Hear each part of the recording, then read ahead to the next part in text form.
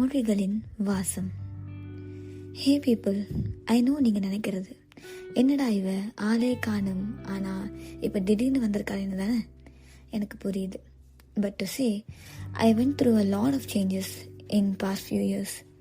And இன்னும் ஒரு உண்மையை சொல்ல போனால் நான் மறந்தே போயிட்டேன் to share my story through my podcast here. Anyways, past is பாஸ்ட்னு சொல்லிட்டு என்னை மன்னிச்சு விட்டுருங்க மக்களே. இது வர 3 எபிசோட்ஸ் நான் அப்லோட் பண்ணியிருக்கேன். ஆனால் அதிலலாம் சொல்லாத ஒரு விஷயம் பற்றி நான் இங்கே பேச வந்திருக்கேன்.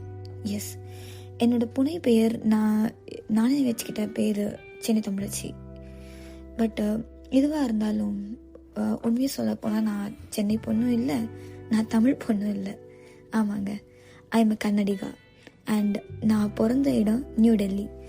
ஆக்சுவலி நான் தமிழா இல்லை கன்னடாவா ஹிந்தியா எந்த பீப்புள்னு சொல்கிறத விட ஐ மீன் இந்தியன் பொண்ணு அப்படின்னு சொல்லலாம். எனிவேஸ், எனக்கு தமிழ் லாங்குவேஜ் மேலே உள்ள ஒரு பற்றுனால தான் தமிழச்சி.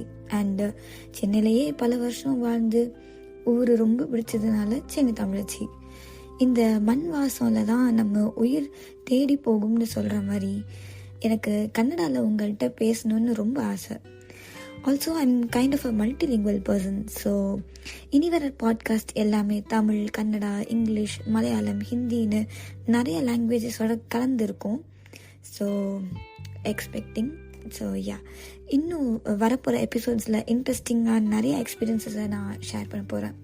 Until then, stay tuned to your girl Chennai தமிழச்சி. பீஸ் அவுட் மக்களே. Have a good day.